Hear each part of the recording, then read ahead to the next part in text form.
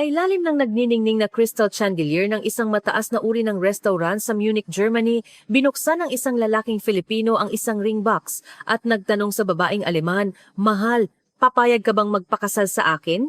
Ngunit ang magandang babae na nakaupo sa harap niya ay laking gulat ng lahat, umiling. Noon, inakala ng lahat na doon na nagwakas ang kwento. Ilang taon ang lumipas sa isang maliit at simpleng Filipino karinderya sa Germany, nakita niya ang totoong pagkatao ng lalaki at siya'y natigilan. Sino ba talaga ang lalaking iyon? Bakit ganoon na lamang ang pagkabigla niya? Ngayon, sabay-sabay nating pakinggan ang kwentong ito na umabot ng 13 taon. Magandang araw sa inyong lahat. Ako si Eliza Mueller. Gumawa ako ng desisyon na hinding-hindi ko pagsisisihan sa buong buhay ko at ito'y laban sa taong pinakamamahal ko. Ang alaala ng araw na iyon ay sariwang-sariwa pa rin sa aking isip. Sa loob ng Michelin-starred restaurant sa sentro ng Munich, dumadaloy sa hangin ang malumanay na tunog ng jazz. Ang ilaw ay sumasalamin sa aming mesa. Si Enzo de la Cruz, ang lalaking Filipino na mahal ko, ay dahan-dahang lumuhod sa aking harapan. Nang bumukas ang maliit na kahon ng singsing sa kanyang kamay, lahat ng kumakain ay napatingin sa amin. "Eliza, papayag ka bang magpakasal sa akin?" Nanginginig ang kanyang boses. Isa itong sandaling napakatapat at napakaganda. Ngunit ang tanging nagawa ko ay umiling. "Patawad, Enzo. Talagang patawad." Nanginginig din ang aking boses at pinipigilan ko ang luhang gustong kumawala. Mahal ko siya. Talagang mahal ko siya. Ngunit ang pag-ibig lang ay hindi sapat. Mayroon akong mabigat na pasanin na hindi ko kayang sabihin sa kanya. Nang gabing iyon, tumakbo ako palabas ng restaurant. Narinig ko pa ang pagtawag niya sa aking pangalan sa aking likuran, ngunit hindi ako lumingon. Kung lumingon ako, sigurado akong bibigay ako. Bakit ko siya tinanggihan? Nagsimula ito noong ako'y 17 taong gulang. Ang panahong iyon, ang pinakamasaklap na bangungot ng aking buhay. Ang aking ama ay isang matagumpay na arkitekto. Nakatira kami sa isang maliit at komportabling bahay sa labas ng Munich. Mahilig magtanim ng rosas si mama sa hardin. Isa kaming ordinaryo ngunit masayang pamilya. Ngunit ang kaligayahan na ito ay gumuho sa isang iglap. Nagsimulang mamuhunan si papa sa cryptocurrency. Sa simula, kumita siya ng kaunti kaya lalo siyang naglagay ng pera. Isinanla niya ang bahay at ginamit maging ang pondo ng kumpanya. "Eliza, lilipat tayo sa mas malaking bahay sa lalong madaling panahon," sabi sa akin ni Papa.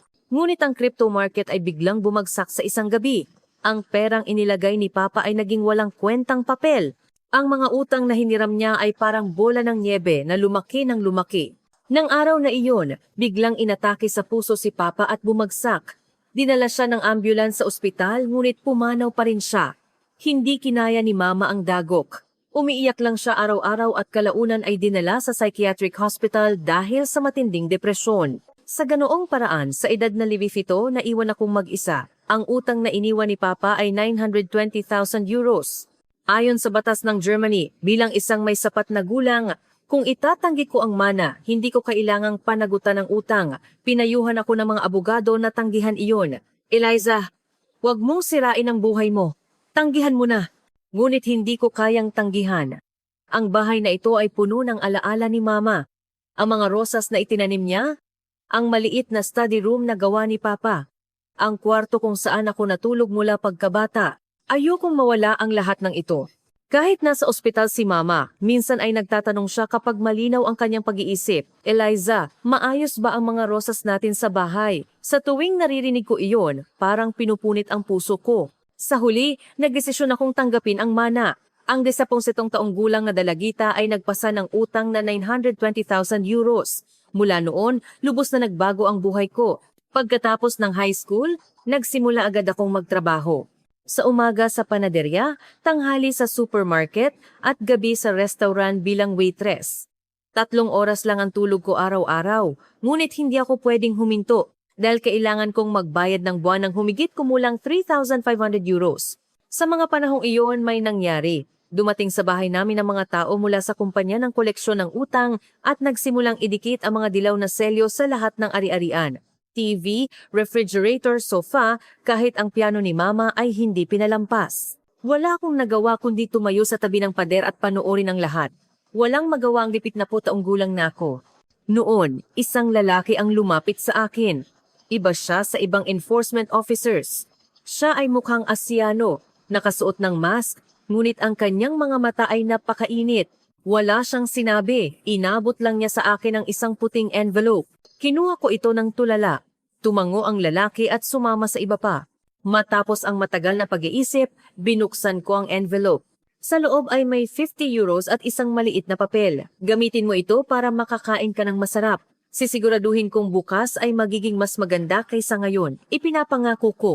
Nang makita ko ang maikling mensahe, tuluyan nang kumawala ang mga luha na matagal ko nang pinipigilan. Matagal na kasing walang nagbigay sa akin ng kaaliwan. Nang gabing iyon, sinunod ko ang direksyon sa papel. Sa loob ng isang eskinita sa Schwabing, mayroong isang maliit na Filipino karinderya. Tiningnan ko ang menu at hindi ko alam kung ano ang o-orderin. Ano ang masarap? Tanong ko sa may-ari. Subukan mo ang arroz caldo. Napakasarap kapag mainit, sagot niya. Nang tinikman ko ang arroz caldo, muling tumulo ang luha ko. Kailan pa ako huling nakakain ng mainit na pagkain? Para sa akin na nabubuhay lang sa sandwich at frozen pizza mula sa convenience store, napakahalaga ng mangkok na iyon ng mainit na arroz caldo. Mula noon, mas nagpursige akong mabuhay. Nagtrabaho ako sa umaga at pumunta sa aklatan para magbasa ng mga aklat sa batas kapag may oras ako. Nagdesisyon ako maging abogado. Kailangan ko ng matatag na kita. Mas mahalaga, gusto kong lutasin ang problemang ito sa sarili kong paraan. Ilang taon ang lumipas. Trabaho, pag-aaral, at pagbabayad ng utang iyon lang ang buong buhay ko. Walang kaibigan, walang pag-ibig, walang pangarap. Tanging pagbabayad ng utang lang ang tanging layunin ko. Ngunit hindi ko makita ang dulo ng tunnel. Kahit gaano ako magbayad, hindi nababawasan ang prinsipal. Tanging ang interes lang ang patuloy na lumalaki. Minsan, naiisip ko, sana pala'y sumuko na lang ako. Ngunit sa tuwing naaalala ko ang mukha ni Mama, muli akong nagtatrabaho ng husto. Kaya mo pa. Konting tiis pa ang sabi ko sa sarili ko at nilalampasan ang bawat araw. Hindi ko alam noon na ang asyanong lalaking iyon ay muling babaguhin ang buhay ko. Ilang taon nang lumipas, nakapasa ako sa Law Department ng Universidad ng Munich. Nagpapatuloy ang buhay ng pagtatrabaho sa araw at pag-aaral sa gabi. 3 oras lang ang tulog ko araw-araw, umaasa sa kape, nakikinig sa mga lecture at nag-aaral sa aklatan. Nagtataka ang mga kaklase ko. Eliza, bakit ka ganoon magtrabaho? Hindi nila alam ang sitwasyon ko. Hindi tulad nila na nag-aalala lang sa employment pagkatapos ng graduation, ako'y hindi kayang magbayad ng upa para bukas. Isang araw, nagdaos ng International Law Seminar ang paaralan. May notice sa bulletin board na may isang Filipino legal consultant mula sa United Nations High Commissioner for Refugees ang magtatalumpati. Sa totoo lang, wala akong masyadong inaasahan. Pumunta lang ako para sa credit. Ngunit nang pumasok ang lalaki sa silid-aralan, napahinto ang aking paghinga. Ang asyanong lalaki, nakasuot ng maayos na suit, ay mukhang Pino ngunit mainit. Sa hindi malamang dahilan, may kakaibang pakiramdam ng pagiging pamilyar. Magandang araw sa inyong lahat. Ako si Enzo de la Cruz, isang legal consultant sa UNHCR. Ang kanyang boses ay kalmado at may autoridad. Ang lecture ay napakaganda, gumagamit ng buhay na case studies upang ipaliwanag ang intersection ng refugee rights at international law. Ngunit higit sa nilalaman ng lecture, mas nakatuon ako sa taong ito. Bakit? Dahil may init sa kanyang mga mata na pamilyar. Pagkatapos ng lecture, oras na para sa QA. Naglakas loob ako at nagtaas ng kamay. Ano ang pinakamahirap na bagay kapag nagbibigay ng legal na tulong sa mga refugee applicants? Tumingin siya sa akin at ngumiti. Magandang tanong. Ang pinakamahirap ay tulungan silang magkaroon ng lakas ng loob na sabihin ang sarili nilang kwento. Marami ang natatakot na muling makasakit sa kanilang nakaraang sugat.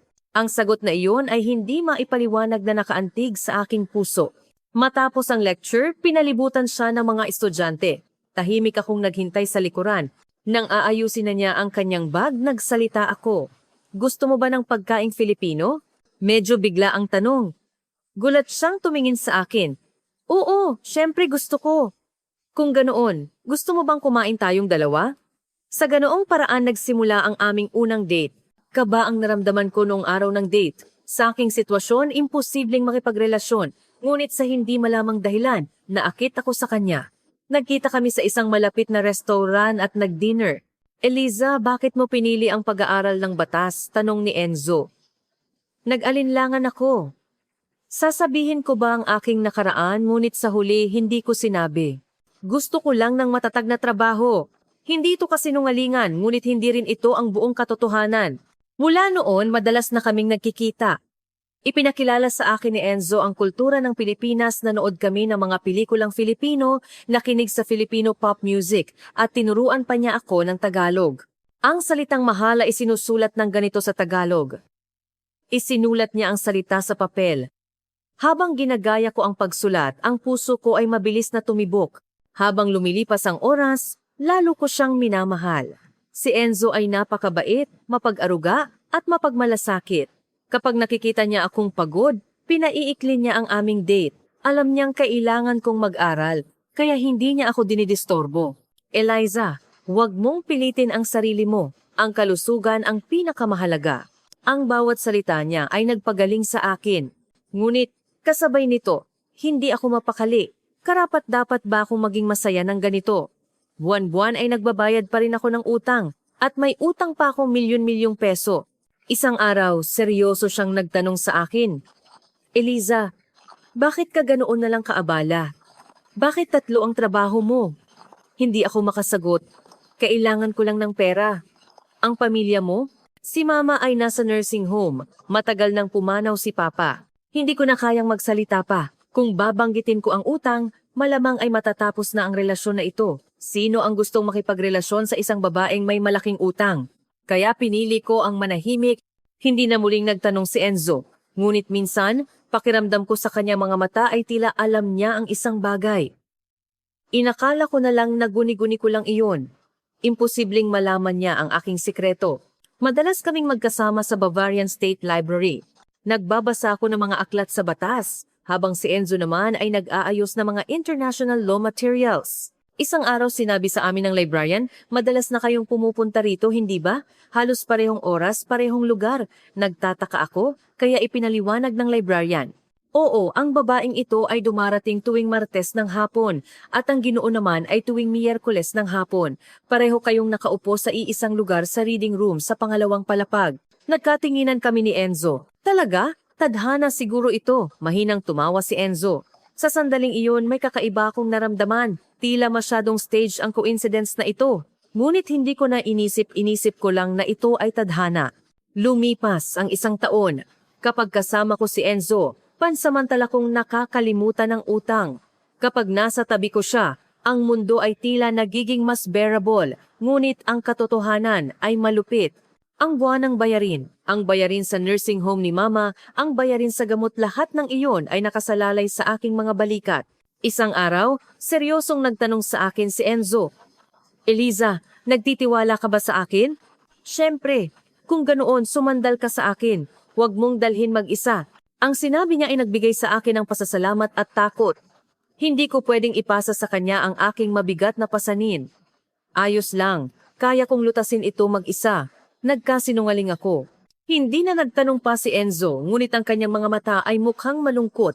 Ilang buwan ang lumipas, dumating ang araw na iyon ang proposal sa Michelin restaurant. Ang tanging nagawa ko ay tanggihan siya. Mahal ko siya, ngunit hindi ko pwedeng ipataw sa kanya ang aking utang. Nang gabing iyon, umuwi ako at umiyak ng umiyak. Hindi ko alam kung tama ba ang desisyon ko, ngunit may isang bagay na sigurado, tapos na kami ni Enzo. Sa ganoong paraan, naghiwalay kami. Walang komunikasyon, walang pagkikita. Bumalik ako sa buhay na puno lang ng trabaho at utang. Minsan ay naaalala ko siya, ngunit pinilit kong kalimutan. Ito ang pinakamahusay na pagpipilian para sa kanyang ikabubuti. Ganoon ko sinasabi sa sarili ko. Lumipas ang mga araw, ngunit may isang bagay na laging walang laman sa aking puso. Ang kapalit ng pagsuko sa pag-ibig ay napakalaki pala. Pagkatapos kong makipaghiwalay kay Enzo, mas lalo akong nagtrabaho ng nakakabaliw. Hindi ako nagbigay ng espasyo para maramdaman ang emosyon. Gumising ako ng 5 ng umaga para sa una kong trabaho maghurno ng tinapay sa panaderya. Tanghali, nag-aayos ako ng mga dokumento sa law firm. Gabi, nagwe-waitress ako sa restaurant. Umuwi ako ng 11 ng gabi at bumagsak na lang, hindi na nakapaghugas. Sa panaginip ko, naririnig ko ang kanyang boses.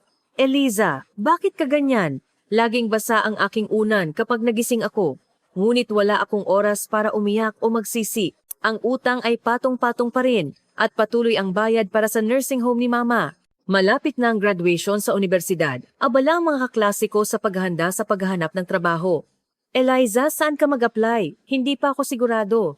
Sa totoo lang, mayroon na akong offer mula sa isang mid-sized law firm. Maganda ang grades, mahusay ang internship evaluation. Pinakamahalaga, mayroon akong urgency. Hindi tulad ng ibang applicants, kailangan kong matanggap. Pagkatapos ng graduation, formal akong nagsimulang maging abogado. Maganda ang suweldo, ngunit hindi pa rin sapat para bayaran ang lahat ng utang. Ngunit dahan-dahan, nagsimulang bumaba ang principal. 920,000 euros, 850,000, 800,000. Sa tuwing bumababa ang numero, nakakakita ako ng kaunting pag-asa. Sa ganitong bilis, maaari kong mabayaran ito sa loob ng 10 taon. Ganoon ko sinasabi sa sarili ko, at nilampasan ang bawat araw. Hindi ako nagpahinga kahit weekend. Nagtrabaho ako ng part-time para sa legal consultation at nag-translate dahil marunong ako ng German at English. Marami akong translation ng legal na dokumento. Nag-alala ang mga kaibigan ko. Elisa, magpahinga ka na. Magkakasakit ka niyan. Ayos lang ako. Malakas ako. Ito ay kasinungalingan. Hindi ko kayang tiisin ang sakit ng ulo ng walang pain reliever araw-araw. Ang kakulangan sa tulog ay nagpadilim sa ilalim ng aking mga mata at nawalan ako ng higit sa 10 kilo. Sa tuwing tumitingin ako sa salamin, parang nakakakita ako ng isang estranghero, ngunit hindi ako pwedeng huminto. Kung hihinto ako, parang guguho ang lahat. Minsan ay naiisip ko siya. Ano kaya ang ginagawa niya ngayon? Minsan ay naisip kong hanapin siya sa social media, ngunit pinigilan ko ang sarili ko. Kung makikita ko siya, baka magbago ang isip ko. Siguradong maayos ang kalagayan niya. Masaya siyang nabubuhay nang wala ang isang taong tulad ko. Ganoon ang iniisip ko, pinapatahan ang sarili. Isang araw pumunta ako sa nursing home para bisitahin si Mama. Ang kalagayan niya ay lalong lumalala. Minsan ay nakikilala niya ako, minsan ay hindi. Eliza, anak ko, hawak ni Mama ang kamay ko. Ako ito, Ma. Patawad, Ma. Hindi mo kasalanan, Ma. Ang tatay mo ang nagdulot ng lahat ng ito sa atin. Ganoon ang binubulong ni Mama. Pagkatapos ay tumitingin ng tulala sa bintana. Parang napunit ang puso ko. Ngunit hindi ako pwedeng umiyak. Sa harap ni Mama, gusto kong magpakita ng lakas. Nang umalis ako sa nursing home at sumakay sa kotse, tuluyan ng bumuhos ang luha ko. Umiyak ako ng matagal habang hawak ang manibela. Gaano pa katagal ako mabubuhay ng ganito? Hindi ko makita ang dulo. Kahit gaano ako magbayad, ang utang ay parang isang malaking bundok. Ngunit hindi ako pwedeng sumuko. Kapag sumuko ako, mawawala sa akin ang bahay na puno ng alaala ni Mama. Sa ganoong paraan, lumipas ang ilang taon. Dahan-dahang bumaba ang utang 700,000 euros, 600,000, 500,000. Kasabay nito, dahan-dahan ding nabawasan ang buhay ko. Walang buhay panlipunan, walang pag-ibig, walang libangan. Tanging trabaho at utang lang ang buong buhay ko. Sa isang kisap mata, umabot ako sa edad na 30. Nagpakasal at nagkaanak ang mga kaklase ko. Puno ng masayang larawan ng pamilya ang social media. Tinitingnan ko ang mga larawan at pagkatapos ay tahimik na isinasara ang app. Hindi ko pwedeng sabihin na hindi ako naiinggit, ngunit iyon ay isang kaligayahan na hindi pinahihintulutan para sa akin. Isang araw, nagtagumpay ako sa isang malaking kaso sa law firm at nakakuha ng malaking bonus. Ginamit ko ang pera upang mabayaran ang malaking bahagi ng utang ng isang bagsakan. Ang natitirang balanse ay bumaba na sa humigit kumulang 170,000 euros. Sa wakas, nakita ko na ang dulo ng tunnel. Sa unang pagkakataon, nakaramdam ako ng pag-asa. Ilang buwan ang lumipas, dumating ang araw na iyon. Kinuha ko ang final clearance certificate sa bangko. Congratulations, Miss Mueller. Nabayaran na ang lahat ng utang. Ngumiti ang bank officer. Hawak ko ang certificate at nakatayo ng tulala. 13 taon. Mula 70 hanggang 30 taong gulang. Ang pinakamaganda sanang oras ng aking buhay ay ginamit lahat sa utang. Ngayon, tapos na. Tapos na talaga. Lumabas ako ng bangko at umupo sa kotse. Pakiramdam ko ay dapat akong umiyak, ngunit walang luha na lumabas. Dapat akong maging masaya, ngunit wala akong maramdamang emosyon. Tanging ang pakiramdam ng kawalan ang lumalabas. Ano ang gagawin ko ngayon? Sa loob ng 13 taon, ang tanging layunin ng buhay ko ay bayaran ang utang. Nang mawala ang layuning iyon, parang naglaho na rin ang sarili ko. Umuwi ako sa bahay na puno ng alaala ni Mama. Sa loob ng labing taon, isinakripisyo ko ang lahat para lang mapanatili ang bahay na ito. Pumasok ako sa sala at nakita ko ang piano ni Mama. Dahan-dahan kong pinunasan ang keyboard na puno ng alikabok. Nung bata pa ako, tinutugtugan ako ni Mama ng lullaby sa piano na ito. Eliza, prinsesa namin, magkaroon ka ng magandang panaginip. Naririnig ko pa rin ang mainit na boses na iyon. Dito, tuluyan ng bumuhos ang luha. Umupo ako sa piano at umiyak ng matagal. Luha ba iyon ng kagalakan o kalungkutan? Hindi ko rin alam. Marahil ay pareho ang kaluwagan ng pagtatapos at ang kalungkutan ng mga taong nawala. Pagkatapos umiyak, medyo gumaan ang pakiramdam ko, ngunit nananatili ang kawalan. Paano ako mabubuhay pagkatapos nito? Mayroon akong malinaw na layunin noon, bayaran ng utang. Ngunit ngayon, wala na. Walang kaibigan, walang pag-ibig, walang libangan. Isang 30 taong gulang na babae ito ako ngayon. Ilang araw medyo balisa ako. Pumapasok sa trabaho ngunit hindi makapag-focus. Nag-alala ang mga kasamahan ko. Eliza, ayos ka lang ba? Hindi maganda ang kulay mo. Oo, ayos lang. Medyo pagod lang. Ito ay kasinungalingan. Hindi ako pagod, naligaw ako. Isang weekend, nag-aayos ako ng gamit sa bahay at nakita ko ang isang lumang notebook. Ito ang ginamit ko noong high school. Habang nagbabrowse ako, nahulog ang isang lumang papel. Dinampot ko ang papel na nahulog sa sahig, napahinto ang aking paghinga. Gamitin mo ito para makakain ka ng masarap. Sisiguraduhin kong bukas ay magiging mas maganda kaysa ngayon, ipinapangako ko. Ito ang papel na ibinigay sa akin ng Asianong Enforcement Officer. 13 taon nang nakalipas. Hinaplos ko ang dilaw na papel. Malinaw na lumabas ang alaala ng araw na iyon. Ang bahay ay puno ng mga dilaw na selyo. Ang 15 taong gulang na ako na nakatayo ng walang magawa. At ang lalaking iyon na may mainit na mga mata na nag-abot sa akin ng envelope. Sino ang lalaking iyon? Sa loob ng 13 taon, hindi ko kailanman naisip ang tanong na ito dahil wala akong spare time. Ngunit ngayon, iba na. Gusto ko talagang malaman kung sino siya. Bakit niya ako tinulungan? At gusto kong pumunta sa tindahan na iyon. Ang mainit na arroz caldo na kinain ko doon, 30 taon na ang nakakaraan, bigla ko itong na-miss. Nang gabing iyon, nagtungo ako sa maliit na Filipino karinderya sa Schwabing. Nandito pa rin ito. Medyo luma na ang sign, ngunit naglalabas pa rin ng mainit na liwanag. Pumasok ako sa pagtulak ko ng pinto. Ang pamilyar na amoy ng pagkaing Filipino ay sumalubong sa akin. Tahimik ang tindahan, may iilan lang na kumakain. Umupo ako sa isang sulok at tiningnan ang menu. Nag-alinlangan ako, ngunit umorder ng arroz caldo na kinain ko 30 taon nang nakakaraan. Habang naghihintay, nilibot ko ang tingin sa loob ng tindahan. May mga tradisyonal na Filipino artwork na nakasabit sa dingding. May malambing na Filipino music na tumutugtog. Ang aking puso ay naging kalmado. Sa sandaling iyon, napansin ko ang isang lalaki na nakaupo sa tapat ng tindahan. Isang Asyanong lalaki. Tahimik na kumakain mag-isa. Pamilyar ang kanyang likod. Nang itinaas ng lalaki ang kanyang ulo upang kumuha ng baso ng tubig, tumigil ang tibok ng puso ko. Si Enzo de la Cruz. Parang tumigil ang oras. Nakita rin ako ni Enzo. Nagulat siya at muntik na niyang maibaba ang baso ng tubig. Nagkatinginan kami mula sa malayo.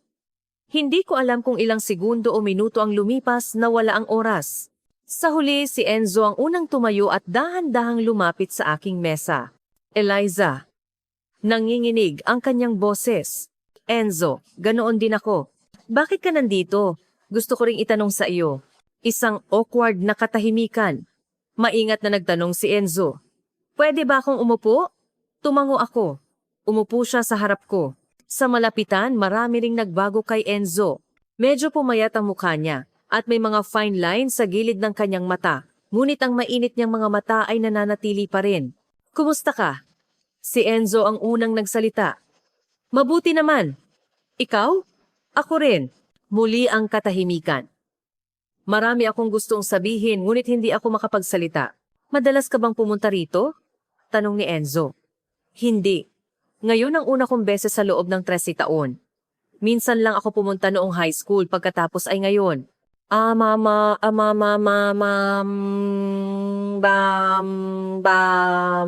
Ba. Kinuha ko ang lumang papel mula sa aking bag at inabot kay Enzo. Kinuha niya ang papel, namutla ang kanyang mukha, at nagsimulang manginig ang kanyang kamay. Bakit mo ito hawak? Sino ang nagbigay nito sa iyo? Noong araw na sinelyuhan ang bahay namin 20 taon na ang nakalipas, ibinigay ito sa akin ng isang enforcement officer, kaya pumunta ako rito at kumain. Nakatingin si Enzo sa papel. Namumula ang gilid ng kanyang mata. Eliza, ako ang sumulat niyan. Informasina, ano? Nagduda ako sa sarili kong pandinig. Ako ang sumulat ng papel na iyon. 13 taon na ang nakalipas. Paano nangyari iyon? Ikaw noon? Noong panahong iyon, nagtatrabaho ako bilang interpreter, translator ng 3 buwan sa debt collection company bago ako pumunta sa UN sa Germany para matuto ng legal terminology. Nandyan ako sa bahay mo para mag-enforce. Nakatayo ka sa isang sulok ng sala. Libing 17 taong gulang ka pa lang, ngunit puno ng kawalan ng pag-asa ang iyong mga mata. Nanginginig ang boses ni Enzo. Nakatapos lang ako ng pagiging abogado sa Pilipinas at nakuha ang una kong suweldo. Inilagay ko ang karamihan ng pera sa envelope at ibinigay sa iyo. Ikaw pala iyon? Hindi ako makapaniwala. Alam kong makakaya mo. Nakita ko ang lakas ng loob mo na huwag tanggihan ang mana at panatilihin ang bahay sa napakaliit na edad. Nakatitiyak akong mabubuhay ka. Pinunasan ni Enzo ang kanyang luha. Ilang taon ang lumipas. Muli tayong nagkita sa lecture sa universidad. Nagulat ako. Napakaliit pala ng mundo. Hindi ako makapagsalita. Gulong-gulo ang isip ko. Mula noon, alam ko na, ikaw ang babaeng estudyante noong panahong iyon. Sa simula, hindi ako sigurado. 17 taon na ang lumipas. Ngunit nang marinig ko ang pangalan mo at dahan-dahang nalaman ang sitwasyon mo, nakumpirma ko. Ang sitwasyon ko? Huminto si Enzo at maingat na nagsalita. Eliza, alam ko kung gaano kakahirap sa pagdala ng utang. Alam ko ang lahat. Paano? Pwedeng i-check sa public record. Isa akong legal professional. Ngunit hindi ko sinabi dahil alam kong gusto mong malampasan ito sa sarili mong paraan. Kung tutulungan kita, baka masaktan ang pride mo. Kaya gusto ko lang nasamahan ka. Tumulo ang luha ko. Alam mo sa buong panahon ng aming relasyon, oo. Kung ganoon, bakit hindi mo sinabi? Kung ayaw mong tulungan kita, magkakaroon ka ng utang na loob. Kaya nagdesisyon akong maghintay hanggang sa malutas mo ito sa sarili mo. Nanginginig ang boses ni Enzo. Alam ko rin ang dahilan kung bakit mo tinanggihan ang aking proposal. Dahil sa utang mo, ayaw mong maging pasanin ko. Kung ganoon, bakit hindi mo sinabi? Kung sinabi ko, mas masasaktan ka. Natakot ako na baka isipin mo na nakikipagrelasyon ako sa iyo dahil sa awa. Kaya nanahimik ako sa loob ng 10 taon. Hindi ko na kayang pigilan pa. Humiga ako sa mesa at nagsimulang umiyak. Ang sakit ng 30 taon, ang kalungkutan, at ang pagkabigla ng sandaling ito, lahat ng emosyon ay sabay-sabay na lumabas. Tahimik na hinawakan ni Enzo ang aking kamay. Patawad. Sana nagkaroon ako ng mas maraming lakas ng loob. Patawad dahil hinayaan kitang lumaban ng mag-isa sa loob ng mahabang panahon. Umiyak ako. Bakit? Bakit ang tanga mo? Alam mo naman ang lahat. Patawad.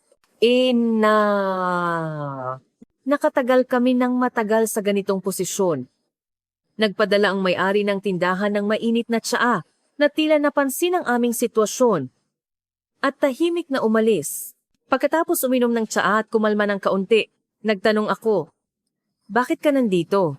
Minsan pumupunta ako rito. Kapag malungkot ako, kapag nahihirapan, kapag namimiss ko ang lutong bahay. Gumaganda ang pakiramdam ko kapag pumupunta ako rito.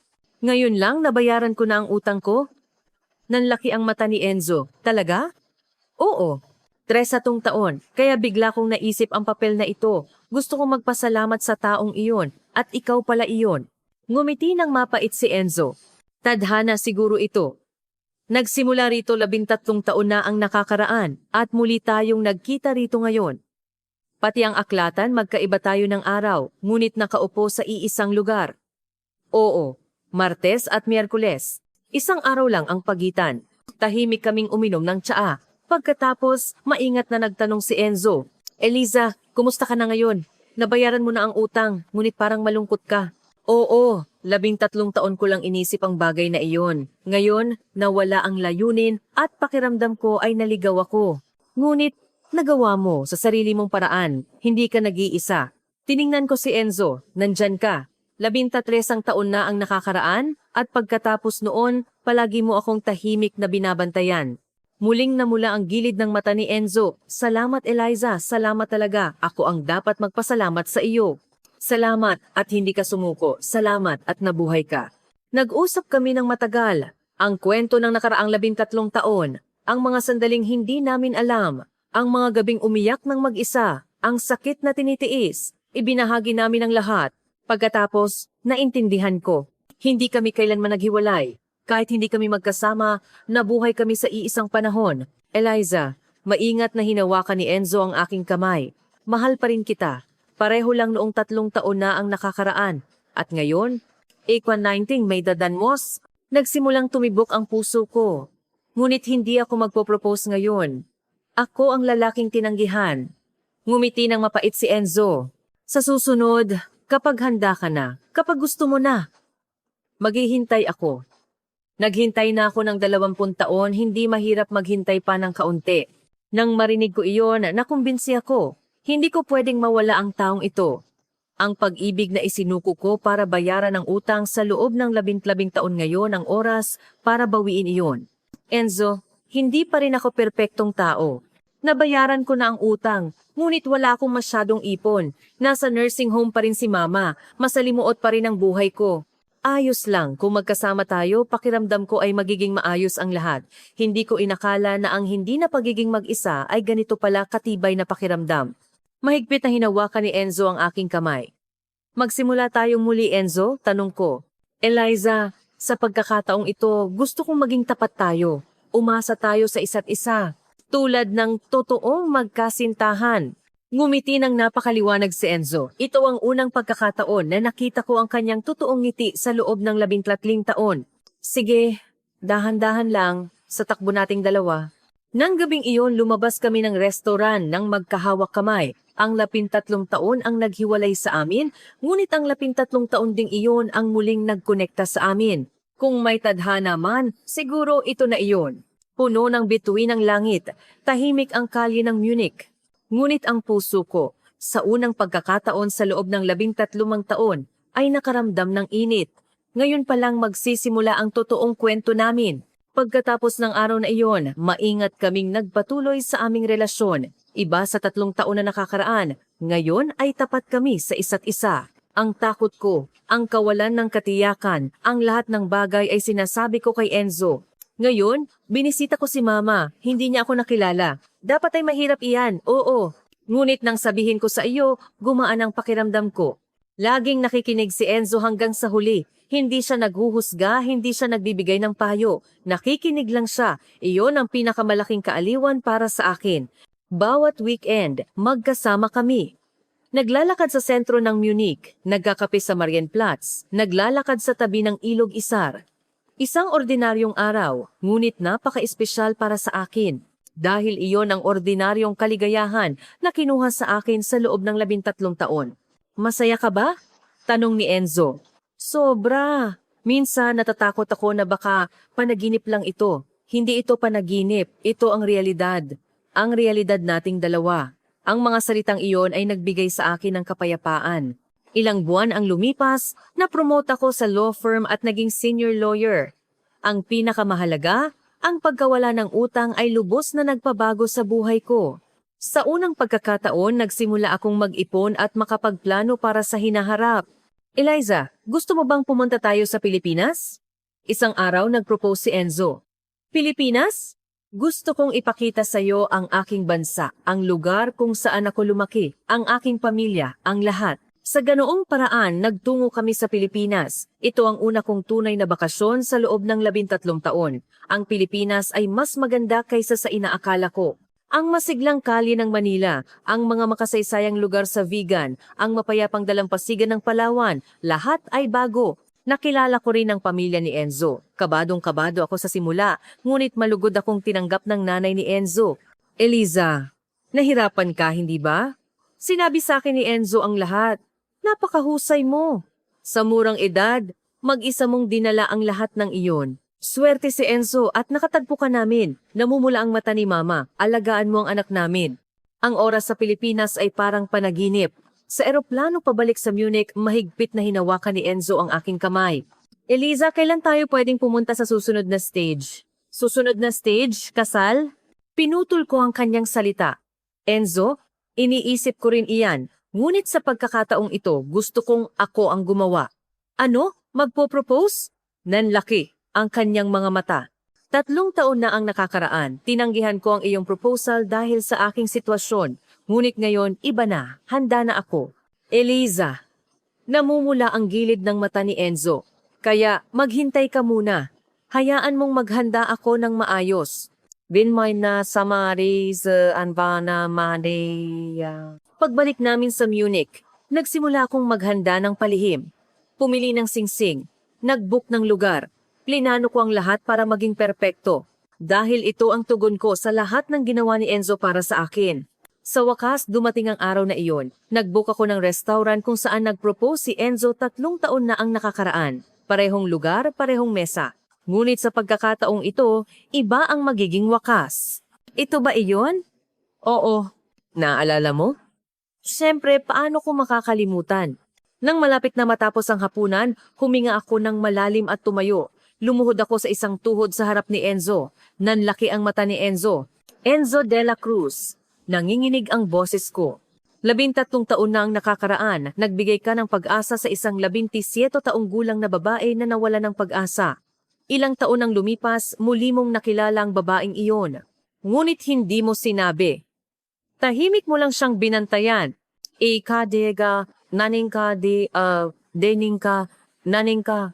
Nagsimulang mamula ang gilid ng mata ni Enzo. Ngayon ako naman. Sa pagkakataong ito, gusto kong magtanong. Kinuha ko ang maliit na kahon mula sa aking bag. Enzo de la Cruz, papayag ka bang magpakasal sa akin? Hayaan mo akong dalhin ang iyong pasanin, ibahagi ang iyong kagalakan. Handa akong samahan ka habang buhay. Pwede ba? Umiiyak na si Enzo, ngunit tumatawa siya ng maliwanag. Oo, pumapayag ako. Nagsimulang magpalakpakan ang mga kumakain sa paligid. Inilagay ko ang singsing sa daliri ni Enzo. Mahigpit niya akong niyakap. Salamat, Eliza. Salamat at hindi ka sumuko. Ako ang dapat magpasalamat sa iyo. Salamat dahil hinintay mo ako sa loob ng 20 taon. Nagyakapan kami at naghalo ang aming mga luha. Ayan ang aking kwento mga kaibigan, ang mahabang paglalakbay ng 13 taon mula sa kawalan ng pag-asa hanggang sa pag-asa, mula sa kalungkutan hanggang sa pag-ibig. Minsan ay malupit ang tadhana, ngunit sa huli, aakay tayo nito sa tamang landas. Basta't hindi ka susuko, tiyak na darating ang liwanag. Gusto kong sabihin sa lahat ng nakakaranas ng mahirap na panahon. Sisiguraduhin kong bukas ay magiging mas maganda kaysa ngayon. Ipinapangako ko. Ito ang sinabi sa akin ni Enzo 13 taon na ang nakakaraan. Ngayon, gusto ko itong ipasa sa inyo. Huwag kang sumuko. Naghihintay din sa iyo ang tadhana mo sa isang lugar. Kalahating taon ang lumipas, nagdaos kami ng kasal sa Manila, Pilipinas. Dumalo ang buong pamilya ni Enzo. Maging si Mama ay nakadalo, kasama ang kanyang nurse. Eliza, anak ko, hinawakan ni Mama ang aking kamay. Nabihira siyang maging clear ang isip. Ang galing mo, talaga, ang galing mo. Sa sandaling iyon, pakiramdam ko ay nagkakahalaga ang lahat ng hirap ng 13 taon. Ngayon, nakatira kami ni Enzo sa isang bagong apartment sa Munich. Nagtatrabaho pa rin ako sa law firm at patuloy pa rin si Enzo sa serbisyo sa UNHCR. Ang aming buhay ay ordinaryo, ngunit puno ng init. Bawat weekend, pumupunta pa rin kami sa Filipino karinderya na iyon. Umuupo kami sa lugar kung saan kami nagkita at kumakain ng arroz caldo. Naaalala mo pa ba noong una kang pumunta rito? Laging nagtatanong si Enzo paano ko makakalimutan. Ang papel na iyon, ang note na iyon 13 taon na ang nakakaraan, ay iningatan ko. Ngayon, ito ay naka-frame sa dingding ng aming sala. Sisiguraduhin kong bukas ay magiging mas maganda kaysa ngayon. Ipinapangako ko. Sa tuwing nakikita ko ang mga salitang ito, naaalala ko ang mahirap na taon at ang taong iyon na laging nagbabantay sa akin. Minsan ang buhay ay nagbibigay sa iyo ng matinding dagok at pakiramdam mo ay hindi mo nakakayanin pa. Ngunit hanggat hindi ka sumusuko, hanggat may pag-asa, siguradong makakalabas ka sa dilim. Inabot ako ng 11 taon bago ko naintindihan ang aral na ito. Ngayon, bawat umaga kapag gumigising ako at tinitingnan si Enzo na natutulog sa tabi ko, puno ako ng pasasalamat. Pasasalamat sa tadhana na nagtagpo sa amin. Pasasalamat dahil hindi ako sumuko. At pasasalamat sa estranghero na nagbigay sa akin ng pag-asa 20 taon na ang nakakaraan na naging katuwang ko pala sa buhay. Ang aming kwento ay nagpapatuloy at alam ko, bukas ay magiging mas maganda kaysa ngayon. Ito ang aking pangako. At ito ang aming pinagsasaluhang kinabukasan.